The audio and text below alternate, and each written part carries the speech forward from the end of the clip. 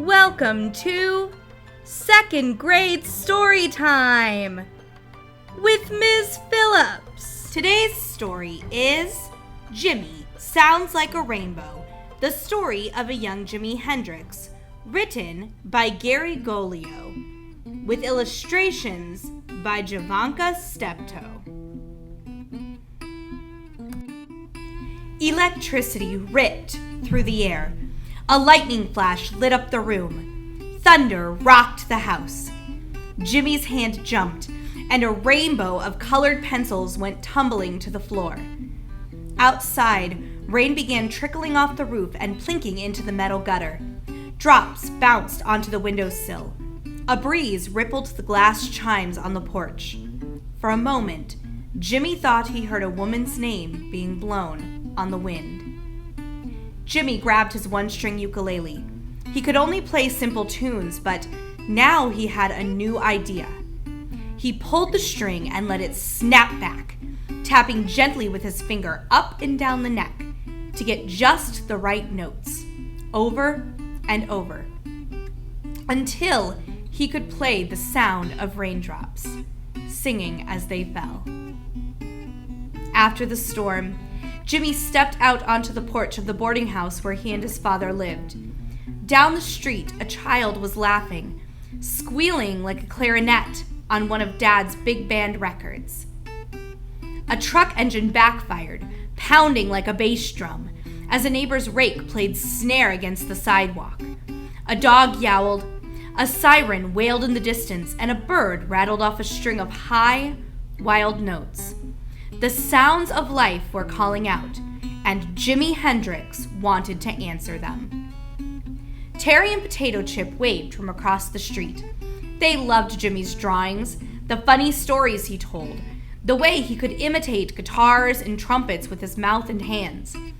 And they never teased him about his worn-out clothes and wild hair, the way some kids did, or because he was always moving from one part of town to another when Dad was out of work. They were the Three Musketeers, best friends for life. Down at the record store, the boys checked out the top 10 hits each week. Crazy about music, they would chatter for hours about the latest rock and roll songs. Elvis Presley, Chuck Berry, and B.B. King. The airwaves were sizzling with exciting new sounds and rhythms. Sometimes, Jimmy and his friends bicycled down to the lake, a magical place of deep green leaves and dark purple shadows. They'd throw rocks in the water, listening to them plop and gurgle as they sank. All around, there were birds singing, bees buzzing, and breezes whistling through the trees.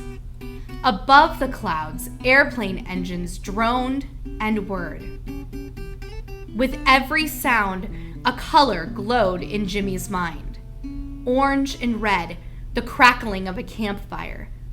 Green, the rustle of 1,000 leaves. At home, Jimmy drew and painted for hours.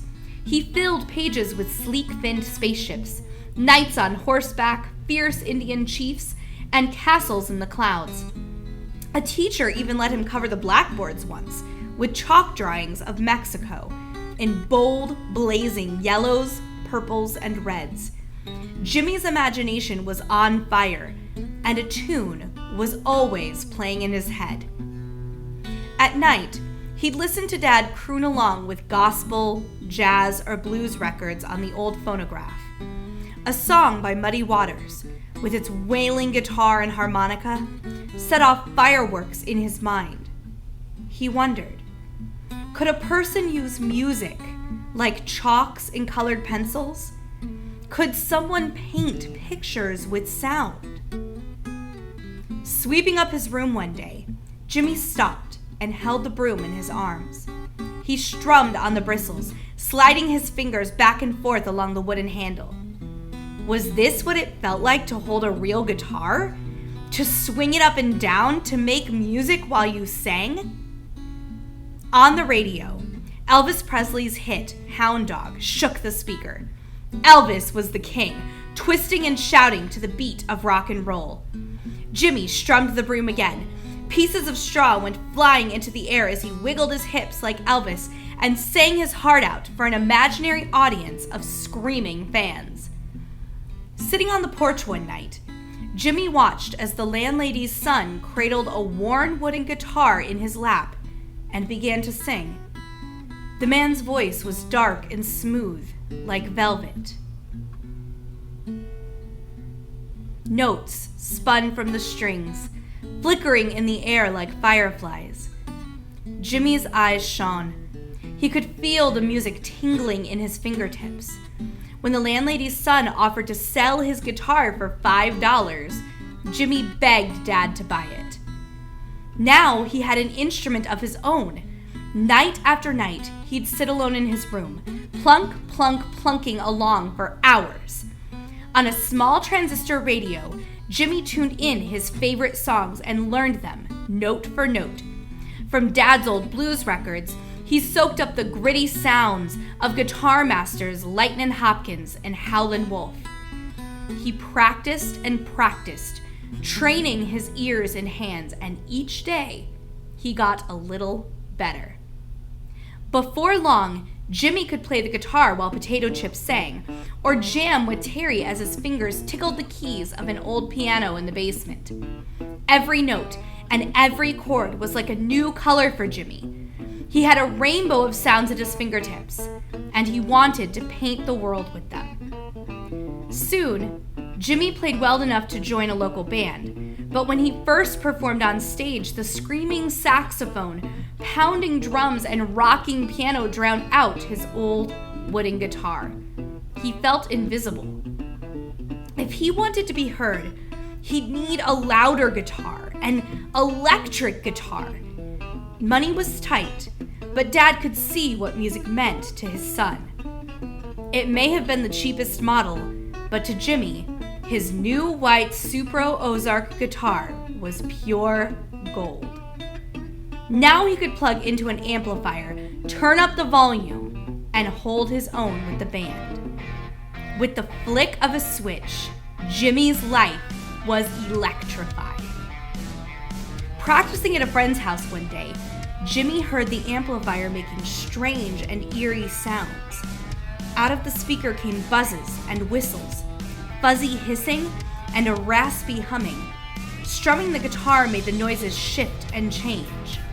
By turning knobs and stretching guitar strings, Jimmy found that he could play with the different sounds.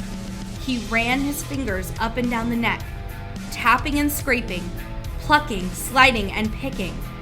Then, a smile flashed across his face. Suddenly, the room filled with a rocket's roar, crashing waves, the buzz of swarming bees. Jimmy was finally painting with sound. Like no one before him, Jimi Hendrix taught his guitar to sing, scream, laugh, and cry.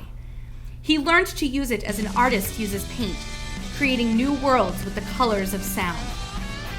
To the heart and soul of the blues, he added the restless energy of rock and roll.